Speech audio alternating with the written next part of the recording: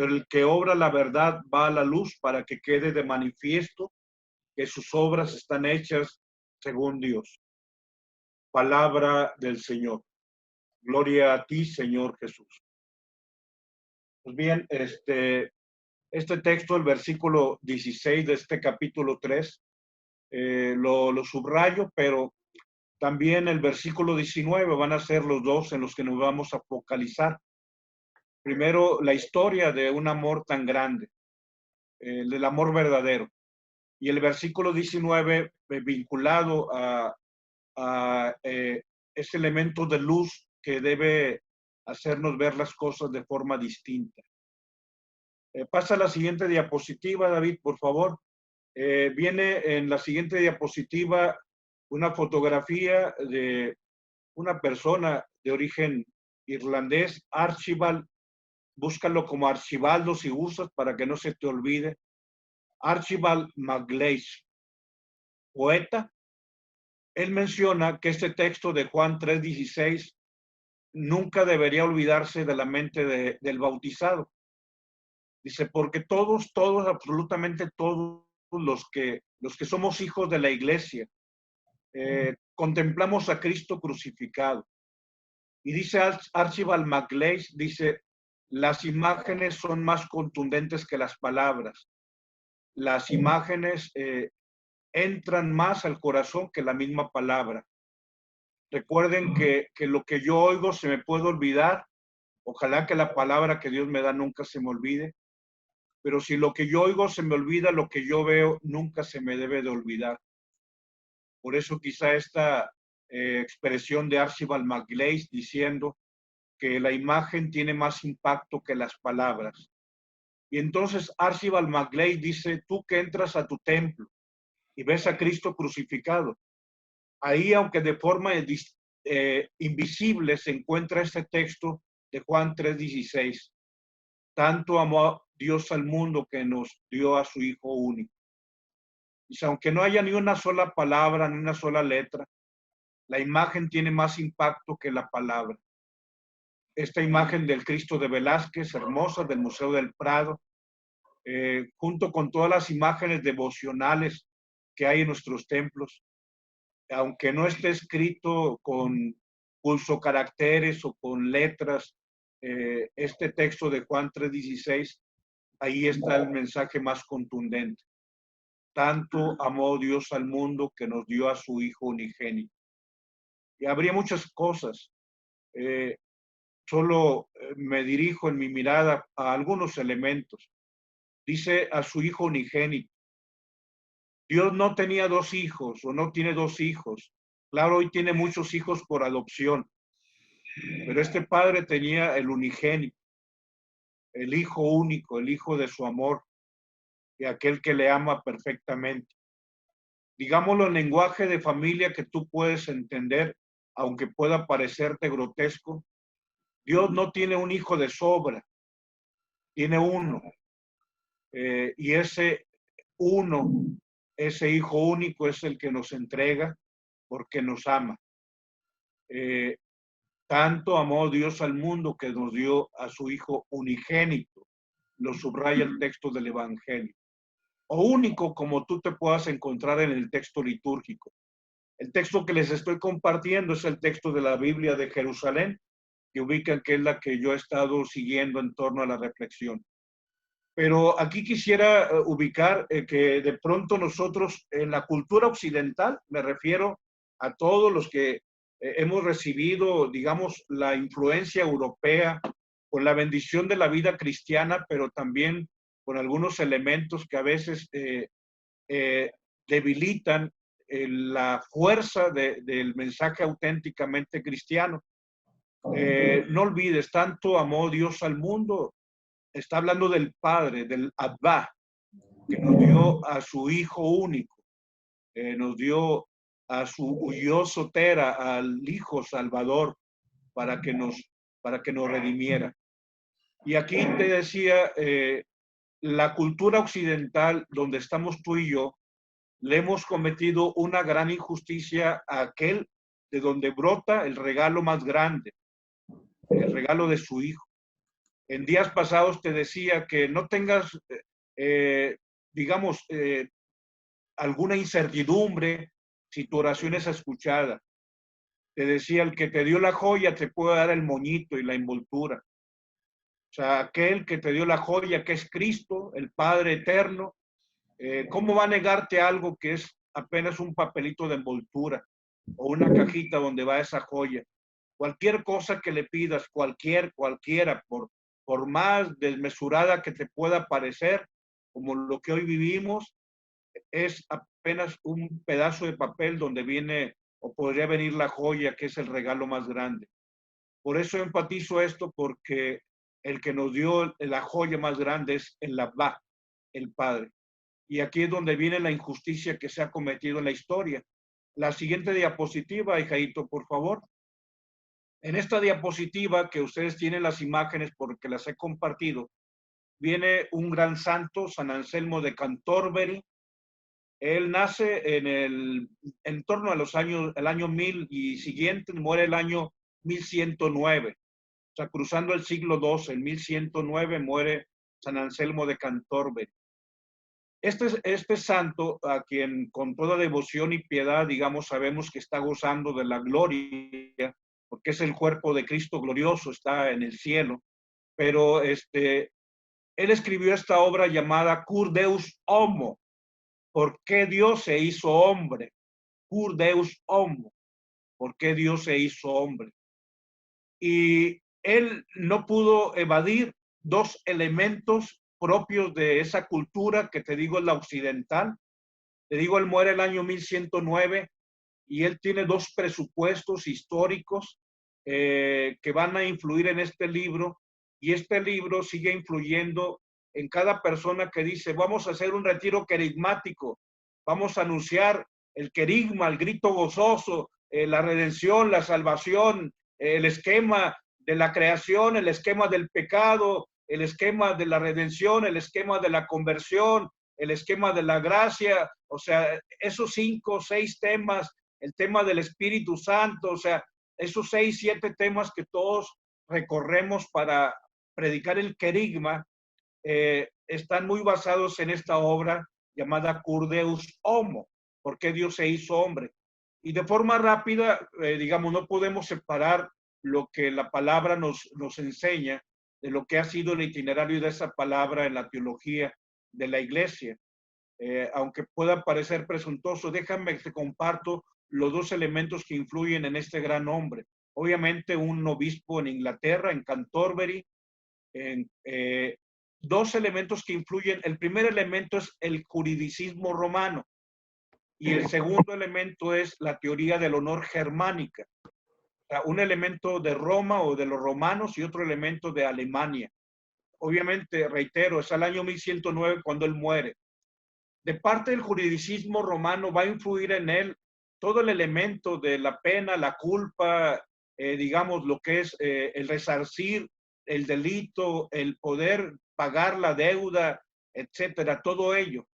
Digamos, todo el elemento jurídico de la procuración de una justicia en torno a un delito que se comete, o sea, aquello que te decía que el Imperio Romano vivía y que nunca iba a crucificar a alguien sin ponerle en la parte de arriba la causa por la que era crucificado. Por eso lo del letrero de Jesús Nazareno Rex Judiorum, Jesús el Nazareno Rey de los Judíos, el INRI como le llamamos, es algo que pusieron. Entonces, el juridicismo romano refiere que ante un delito, el caso del pecado original y todos los pecados del mundo, tiene que haber una paga para que pueda recuperarse aquello que daña el delito que cometemos, o sea, el pecado que cometemos. Y entonces, bueno, en ese sentido, como hubo una caída, un pecado original, como hay miles de pecados, entonces, bueno, viene la necesidad de que haya alguien que pague por el delito de todos. Mucho lo que San Pablo expresa, porque San Pablo tiene la cultura romana, él tiene la ciudadanía romana. Pero bueno, este primer componente lo ubicas en torno a la cuestión de la aplicación de justicia conforme a un delito que se comete. Pero viene el segundo componente, que es el de la teoría de la honorabilidad germánica. obviamente con todo el concepto ético que tienen los alemanes, con toda la visión incluso, o sea, recta que tienen, esa visión ordenada que tienen en su cultura, en su subconsciente, la teoría del honor o de la honorabilidad de los germanos dice que a mayor culpa debe ser mayor la resarción, que de la dimensión que tenga el ofendido, tiene que tener la dimensión del poder recuperar por la ofensa que se cometió. Entonces, a mayor honor, atrás, Jaito, a mayor honor de aquel a quien le ofendemos, tiene que haber ese mismo honor de lo que tú y yo hagamos para que entonces pueda recuperarse. Entonces, en pocos términos, después del juridicismo romano, donde una pena tiene que, digamos, llevar a un juicio y llevar, por lo tanto, a una restitución, los romanos dicen, como el ofendido es Dios, el que redime tiene que ser Dios. Esa es la teoría de la honorabilidad germana. Y entonces vienen todos esos predicaciones que tú y yo hacemos en torno al querigma, de que, a ver, ¿podía ser un ángel el que viniera a redimirnos? No. ¿Podía ser un hombre que no fuera Dios el que viniera a redimirnos? No. Tiene que ser Dios y tiene que ser hombre, porque el ofendido era Dios y entonces tenía que ser Dios y entonces había un abismo. Acuérdate ese icono que usamos para la predicación del querigma, donde hay un abismo entre dos partes y entonces pones una cruz en medio porque es la única forma en que podía unirse aquellas partes distanciadas en torno a la ofensa cometida. O sea, todo eso que te comento viene en Cur Deus Homo y está en nuestro subconsciente. Pero es aquí en donde se comete la más grande injusticia con esos elementos humanos que a veces nos hacen olvidar el evangelio. La injusticia es que el padre es el malo, que el padre es el ofendido, que el padre es el caprichoso, que el padre es el que parece que está detrás de una puerta esperando que tú y yo vayamos a pagar la deuda que teníamos. Y entonces el hijo es quien tiene que dar su vida, su sangre, porque el padre estaba enojado. Y entonces solamente ese padre enojado, egoísta, déjame decirlo de esa manera porque así lo predicamos, ese padre enojado, egoísta, tenía que ir a pagar a alguien y en este caso Cristo viene y paga y sufre y padece y da la vida y da la sangre. Cuando Cristo muere porque fuimos egoístas nosotros, no porque el Padre estuviera sediento de sangre. Y entonces el Padre aparece como el malo. Y nos olvidamos de Lucas 15, donde dice Jesús que el Padre sale corriendo, que el Padre le abraza al hijo pródigo, que el Padre ama al hijo menor y al hijo mayor. O sea, error cuando decimos el Padre estaba enojado y tenía que venir el hijo, porque el Padre no estaba enojado. Tanto amó el Padre al mundo que nos dio a su hijo único, no para que nos condenara, sino para que nos salvara. Entonces, reitero, es bueno que ubiques este elemento histórico porque está mucho en nuestro subconsciente, a veces torpe, que hace que le cometamos la injusticia más grande a aquello que dice Juan 3:16, porque tanto amó el Abba al mundo, que nos dio a su yo soteros, al Hijo Salvador, al Hijo único, porque Jesús no vino a condenar el mundo, sino para que el mundo se salvara por él. Y la causa de la condenación no es otra, sino que habiendo estado en el mundo no creyó en él. La condenación es porque no lo aceptamos a Cristo. Te digo, ese es el texto más hermoso, Juan 3:16, evangelio de evangelios. Pero te digo, lo hemos torcido el texto sagrado. Predicamos lo que San Anselmo de Canterbury dice, el Cur Deus Homo. La teoría del juridicismo romano, severa, como todo juridicismo, y a eso se le agrega la teoría de la honorabilidad germánica, con toda esa imagen recta que tiene un alemán, pero a mayor nivel del ofendido tiene que ser el mismo nivel de la forma en que se restituye. Y entonces tú y yo hemos dicho, sí, Pues por eso el que tenía que dar la vida tenía que ser hombre y tenía que ser Dios, porque el ofendido era Dios y el que ofendió fue el hombre. Y sigue predicando lo que predicas, pero no te olvides de decirle a la gente, Dios es Abba, Dios es Padre. Y ese Padre, como Jesús nos ha enseñado. Solo te digo una cosa, ya no, digamos, no pongo más textos, pero lee Juan 10:33. He hecho muchas obras entre ustedes, ¿por cuál de ellas me condenan?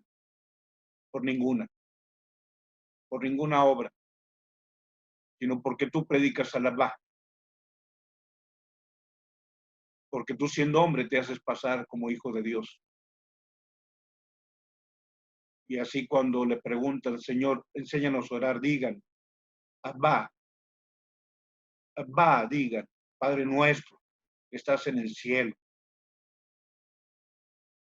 Al final de cuentas, el Abba es lo que hace que exista Nuevo Testamento. Si no hay Abba, no existe el Nuevo Testamento.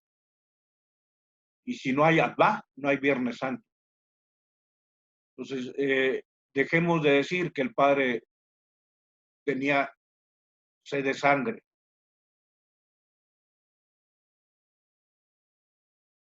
Tanto amó el Abba, que nos dio la joya. Y resalta Juan, el Hijo unigénito, no tenía dos, uno. Y el amor que tenía era tan grande que nos dio ese uno, único. Al dárnoslo no le quedaba otro más allá, no. Lo más grande, lo único, lo más hermoso. Pero aunque sea ya de forma rápida, pero pasa la siguiente diapositiva, David, porque es el versículo, les decía, hablábamos acerca de el texto de San Juan, el versículo 13, 16, perdón, y el versículo 19. Este texto ahí déjalo. Retomo el versículo 19 que tú tienes en tus manos, y que dice, y el juicio está en que la luz vino al mundo y los hombres amaron más las tinieblas que la luz. Es el texto de Cristo como luz. Quiero que ubiques un elemento fundamental. El Evangelio de San Juan está escribiendo también para gente que viene de la cultura griega. Y para ellos, Dios es la luz. Acuérdate del credo, que decimos que Jesús es tres cosas. Es Dios de Dios, luz de luz, Dios verdadero de Dios verdadero. Es Theos tu Theou, Dios de Dios. Os tofu, luz de luz. Theos aletinos tu Theus aletinus. Es Dios de Dios, luz de luz y Dios verdadero de Dios verdadero. O sea, con esta parte del credo que está escrito para un mundo que está expandiéndose con el cristianismo, queda en claro este otro elemento fundamental. El credo le está diciendo a todos los que provienen de la cultura helénica, tú esperabas que un día viniera la luz al mundo. Cristo es la luz. Es Phos tu Fu, luz de luz. Y así lo decimos cada manifestación, profesión de fe del credo. A lo mejor no te habías preguntado el por qué luz de luz, pero están diciéndole a una cultura que andaba buscando esa luz. El griego busca este elemento porque el griego busca la armonía cósmica, la armonía del mundo. Por eso para ellos es elevadísimo, si hablamos de los romanos y los germanos. Para el griego la bondad, la belleza, el bien como tal, el orden, o sea, esa armonía cósmica es fundamental. Y el orden va muy vinculado a la luz. Para ellos, digamos, la filosofía es siempre una construcción de la estética, o sea, de un mundo hermoso. Por eso quizá otra vez volviendo, fíjate cómo es San Juan. En el capítulo 10 donde Jesús dice, yo soy el pastor hermoso. También se lo está diciendo a los griegos. Tú buscabas la bondad, la belleza, el bien, la armonía. Yo soy el kalos poimen. Ego eimi kalos poimen. Yo soy el pastor hermoso. Ya meditamos cómo lo que realmente hace hermoso a las personas es la bondad. Otra vez, ya metidos en nuestra vida cotidiana, pero desde esta raíz del evangelio. Pero bueno, ya sin alargarme mucho, voy a este texto del Génesis. O sea, la razón de la condenación es esta: habiendo estado la luz en el mundo prefirió estar en las tinieblas. O sea, está hablando a los griegos. El cosmos, el mundo, o sea, tú griego eres el mundo, el cosmos, y bueno, preferiste las tinieblas. Le está habiendo un reclamo para los griegos que no se convertían. Si ya vino la luz. De ahí que Juan 1, 13, 12 al 14, dice, vino a los suyos y los suyos no lo recibieron. Habla de los judíos. Vino a los suyos no lo recibieron. Pero estaba en el mundo y el mundo no lo conoció. Está hablando de los griegos. Pero a todos los que le recibieron les concedió el ser hijos de Dios. Los que nacieron no de la carne ni de la sangre, ni de deseo humano. Carne y sangre son los judíos, deseo humano son los griegos. Ellos deseaban, no es la carne ni la sangre, que es el judío que se sentía descendiente de Abraham, ni de deseo humano, que era la aspiración helénica. Pues vuelvo, perdón, sé que va mezclado mucho la teología, pero creo que es precisamente esta profundización. Entonces, vino a los suyos no lo recibieron, vino al mundo y el mundo no lo conoció. Bueno, este texto, o sea, hablar de la luz no es tan solo hablar de los griegos, sino es hablar también del pueblo judío que recibió la revelación. Fíjate cómo empieza la Biblia, o sea, es la primera página de la Biblia. En el principio creó Dios el cielo y la tierra era caos y confusión, oscuridad cubría el abismo y un viento de Dios aleteaba por encima de las aguas. Dijo Dios, haya luz, y hubo luz. Vio Dios que la luz estaba bien y apartó de Dios la luz de la oscuridad. Llamó Dios a la luz día y a la oscuridad llamó noche. Atardeció y amaneció día primero. Ya sin meterme más, creo que estos espacios nos permiten profundizar en muchos elementos de nuestra fe, pero quiero decirte lo siguiente. El primero, el versículo 2. Dice, el versículo 1, Dios creó el cielo y la tierra, pero el cielo es perfecto. La tierra es caos. Versículo 2, fíjate. Dios creó el cielo y la tierra. El cielo tiene perfección. En cambio, la tierra era caos y confusión. Versículo 2. Y en esa tierra que es caos y confusión, la oscuridad cubre el abismo. Aún así, Dios estaba presente. Un viento de Dios aleteaba sobre la superficie de las aguas. Pero entonces Dios quiso ordenar el caos. ¿Y qué hizo? Dijo Dios, haya luz, y hubo luz. Y entonces nació el día. Ubico esto porque va muy vinculado al versículo 19 del capítulo 3. La causa de la condenación es esta: en que los hombres no aceptaron la luz, prefirieron las tinieblas, porque la luz marca la evidencia de que vivimos en el caos.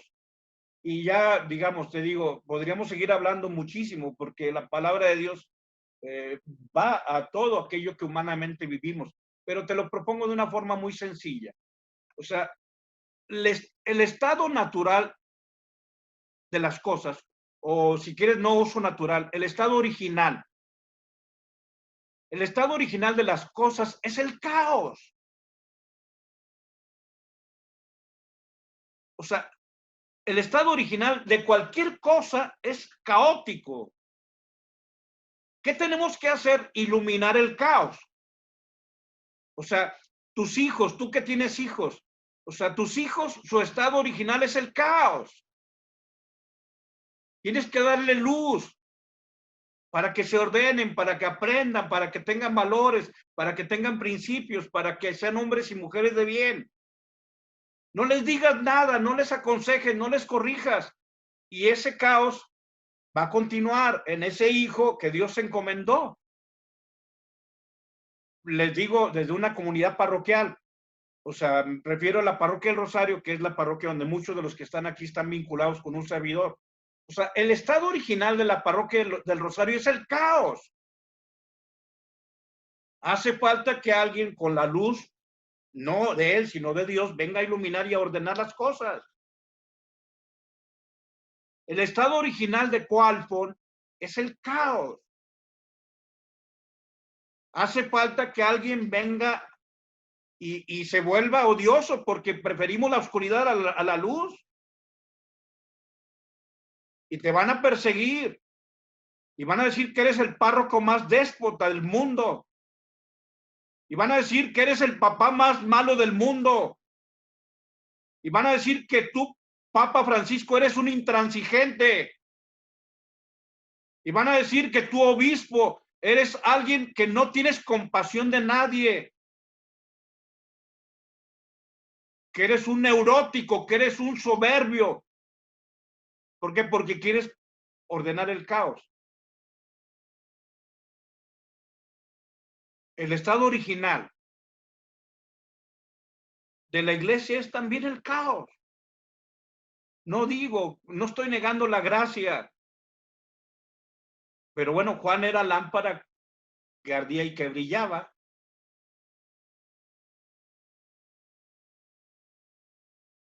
Fíjate cómo Dios nos invita a que con la luz venzamos lo caótico. Dios hizo el cielo y la tierra. En el cielo no hay problema.